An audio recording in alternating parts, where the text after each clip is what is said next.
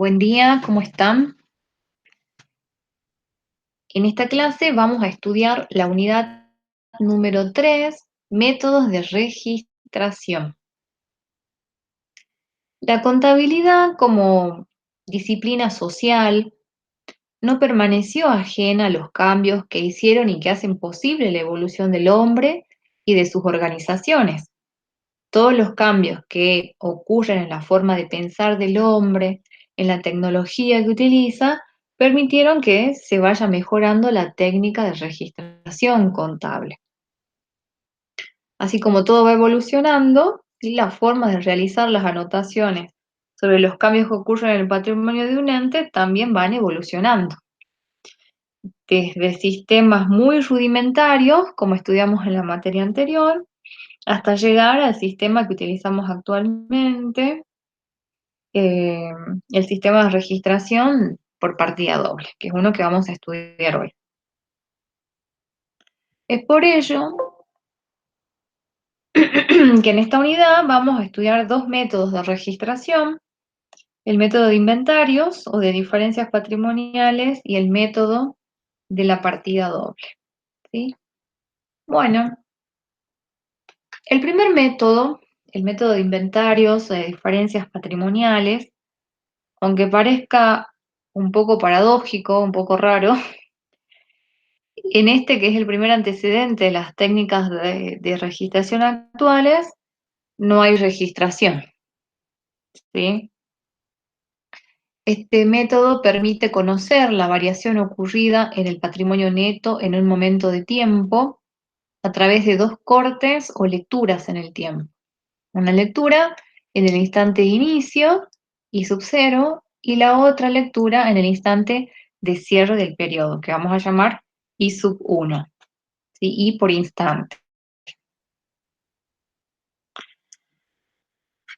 ¿Cuál es el procedimiento? ¿Sí? ¿Procedimiento para qué? Para determinar cuál ha sido la variación del patrimonio neto respecto al inicio.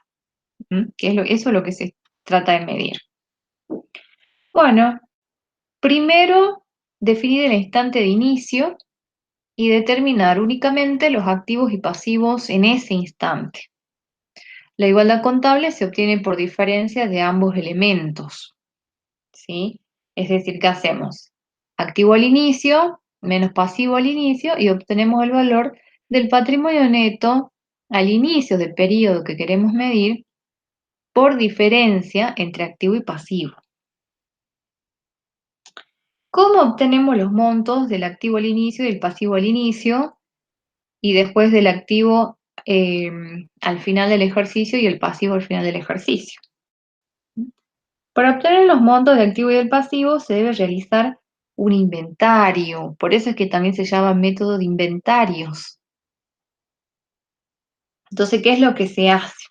Primero se separan los diferentes tipos de componentes de activo y de pasivo y se clasifican los activos y los pasivos en monetarios y en no monetarios, ¿sí? Entonces tenemos activos y pasivos, monetarios y no monetarios. Los monetarios son aquellos que ya están medidos en moneda, por eso se denominan monetarios, como por ejemplo el dinero, los créditos por ventas, las deudas con proveedores, ¿sí? Ya están expresados, ya están medidos en moneda. Yo puedo decir, tengo en caja 10.000 pesos. Créditos por venta, bueno, mis clientes me deben 20.000 pesos. Le debo a un proveedor 5.000 pesos, ¿sí? Eso ya está medido en moneda. En cambio, los no monetarios son aquellos activos o pasivos que es necesario asignarles un valor, hay que medirlos, como por ejemplo las mercaderías, los rodados, los muebles, ¿sí? Si tengo mercaderías, ¿qué voy a decir? Hago el recuento, hago el inventario y digo tengo 10 cajas de tal mercadería. Bueno, pero tengo 10 cajas, tengo que asignarle un valor, tengo que expresar en moneda el valor de esas 10 cajas. Por eso son no monetarios. Entonces tendremos dos etapas. ¿sí? Primero el recuento de todos los recursos y las fuentes de terceros, ¿sí? Ese recuento es lo que se llama inventario, recontar todos y cada uno de los activos y de los pasivos que tiene la empresa. Y después vamos a proceder a la evaluación o la medición de los activos y los pasivos no monetarios, ¿sí? O sea, aquellos que no están expresados, no están medidos en moneda. Bueno, los medimos. Entonces, hasta ahí tenemos el valor del activo y del pasivo al momento de inicio. ¿Cuál es el segundo paso? El segundo paso es definir el instante de cierre, que acá llamamos I sub 1, y determinar únicamente los activos y pasivos a ese instante. Es decir, que vamos a hacer lo mismo que hicimos con el activo y el pasivo al inicio, vamos a hacer ahora con el activo y pasivo al cierre, ¿sí?, de este periodo. Entonces también tenemos que realizar el inventario, ¿sí?, y luego proceder a la evaluación de los activos y pasivos no monetarios.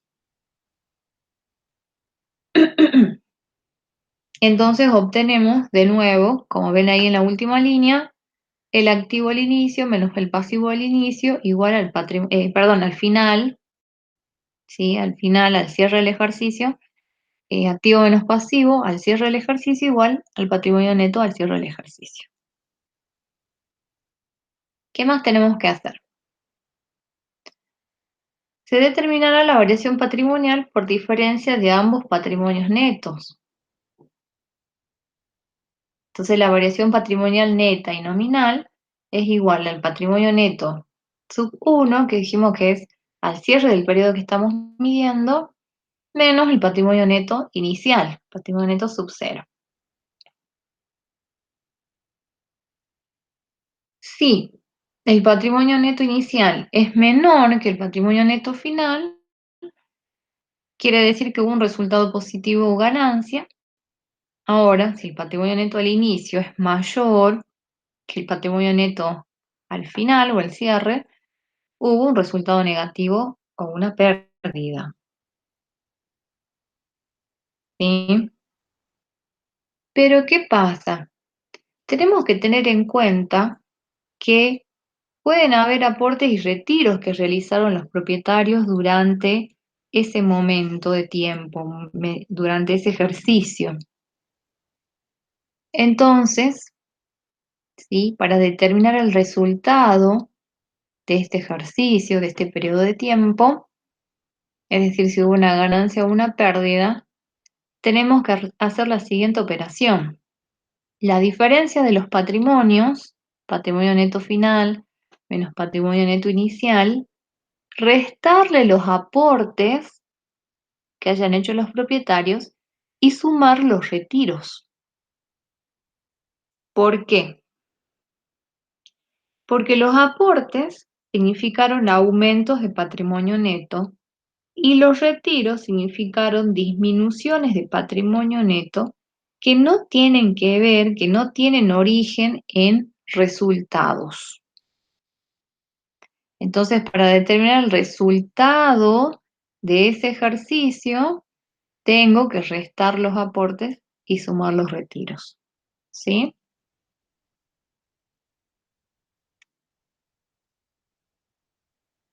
Entonces, con este procedimiento se conoce de alguna manera la evolución del negocio en un periodo determinado, pero esa información es muy acotada, ¿sí?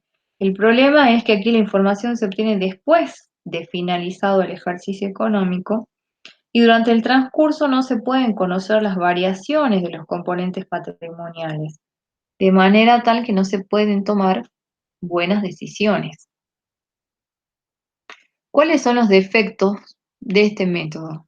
Uno, que es neto. ¿Por qué? Porque representa un valor único. No hay una desagregación de la información que nos permita conocer cuáles fueron los aumentos del patrimonio neto, los ingresos, cuáles son las disminuciones del patrimonio neto, los egresos, ¿sí? Es decir, nos permite conocer el cuánto, porque nosotros obtenemos un número, voy a volver la filmina, obtenemos un número, ¿sí? Ahí en la última línea, obtenemos el resultado, pero no nos explica cómo se llegó a ese resultado, por qué llegamos a ese resultado. Por eso decimos, nos permite conocer el cuánto, pero no el cómo o el por qué. Otro defecto es que es una variación nominal. ¿Por qué? Porque no considera el componente inflacionario. Para considerar la inflación, los montos del patrimonio neto deberían estar medidos en la misma unidad de medida.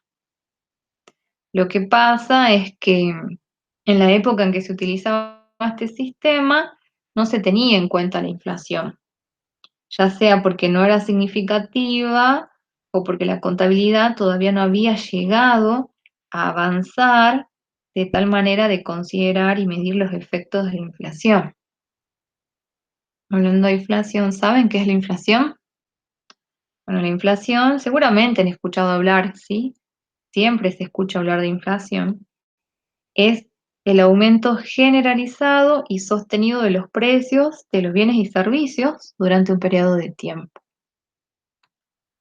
Seguramente escucharon, ¿sí? La inflación del mes de marzo fue de tanto por ciento, o se espera que la inflación anual sea de tanto por ciento. Bueno, eso es inflación. Entonces, este método no tiene en cuenta la inflación.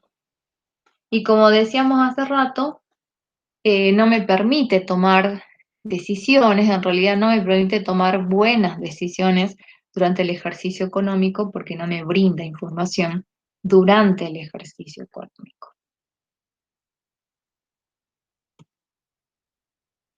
Punto 2 y punto 3 del programa, registración, ahora vamos por el método de la partida doble, ¿sí?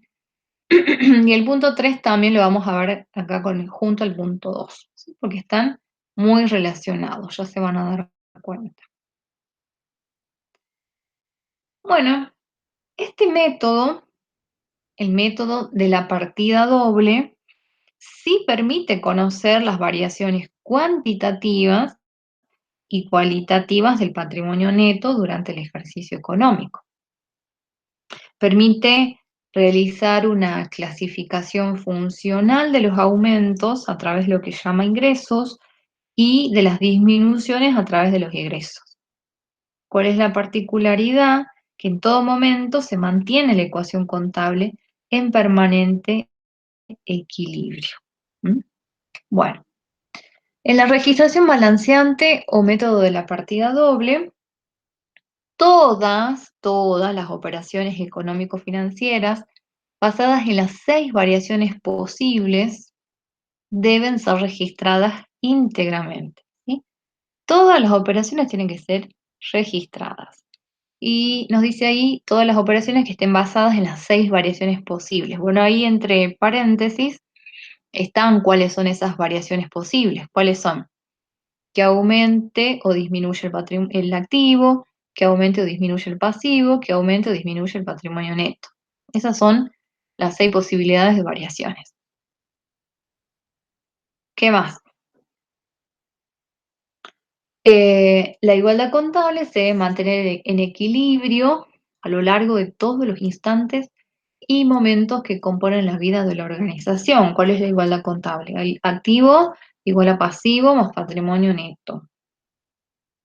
Y C, en cada operación económica financiera registrada se deben utilizar por lo menos 2 de las 6 variaciones posibles para que dicho equilibrio se mantenga, ¿sí?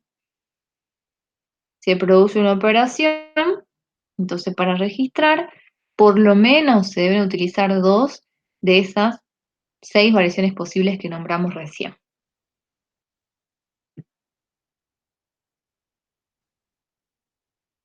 ¿Cómo es el método? Sabemos que la igualdad contable es ¿cuál? Activo igual a pasivo más patrimonio neto.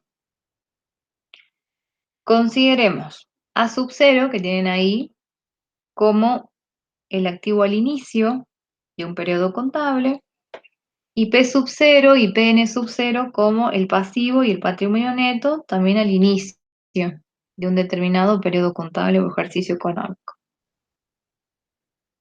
Estos elementos patrimoniales, es decir, activo, pasivo y patrimonio neto, al inicio, se modifican, ¿sí? Se van modificando durante el ejercicio y pueden aumentar o disminuir. Eso es lo que plantea la primera igualdad que ven en la pantalla, ¿sí? Esos son los posibles cambios que pueden tener el activo, el pasivo y el patrimonio neto. ¿Mm? Tienen ahí ustedes que el activo al inicio puede aumentar y puede disminuir. Entonces, ¿qué hago? Bueno, el activo al inicio le sumo los aumentos que tiene el activo y le resto las disminuciones que tiene el activo. Esas son las posibilidades. Igual, y lo mismo con el pasivo. Tengo un pasivo al inicio que puede disminuir o puede aumentar. Entonces, ¿qué hago? Sumo los aumentos de pasivo y le resto las disminuciones de pasivo. Más el patrimonio neto al inicio, que también puede aumentar o disminuir. Entonces, sumo los aumentos y resto las disminuciones de patrimonio neto. ¿Vamos hasta ahí? Les voy a pedir que siempre analicen lo que están leyendo, ¿sí? Analicen y piensen. ¿Mm? Esos aumentos de patrimonio neto pueden tener origen en ingresos o aporte de los propietarios. Y las disminuciones del patrimonio neto pueden originarse en egresos o retiros de los propietarios. Si reemplazamos esto en la igualdad, ¿qué nos queda? La segunda igualdad que tienen ahí. El activo está igual, activo al inicio, más aumentos de activo, menos disminuciones de activo, igual a pasivo al inicio, más aumentos de pasivo, menos disminuciones de pasivo, y acá viene lo que reemplazamos, ¿sí? Más patrimonio neto al inicio está igual, y los aumentos de patrimonio los reemplazamos por más ingresos, más aportes, y las disminuciones de patrimonio neto, menos egresos, menos retiros. Ahora, para obtener una igualdad contable con todos sus términos positivos, es decir, para trabajar siempre con términos positivos, aplicamos pasaje de términos y nos queda de la siguiente manera, que es la tercera igualdad que tienen ustedes ahí. ¿Sí? Entonces tienen activo al inicio, más aumentos de activo, más disminuciones de pasivo, más egresos, más retiros, igual a pasivo al inicio, más aumentos de pasivo, más disminuciones de activo, más patrimonio neto al inicio, más ingresos, más aportes. Bueno, esa igualdad es la base de la registración balanceante, ¿sí? La base del método de la partida doble y se la denomina igualdad contable dinámica, porque como ustedes verán, muestra todas las posibles variaciones que podrían ocurrir y registrarse, de tal manera que siempre se mantenga el equilibrio activo igual a pasivo más patrimonio neto, inversión igual a financiación.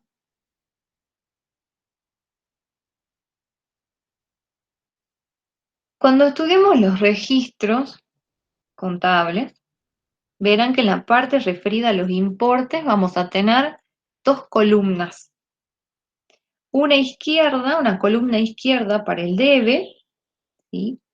Para el debe, donde van todos los movimientos que están representados a la izquierda de la igualdad contable, ¿sí? O sea, ¿qué va a la izquierda? Entonces dijimos los activos al inicio, los aumentos de activo, las disminuciones de pasivo, los egresos y los retiros de los propietarios. Esos son los movimientos a la izquierda que van al debe, así se denomina.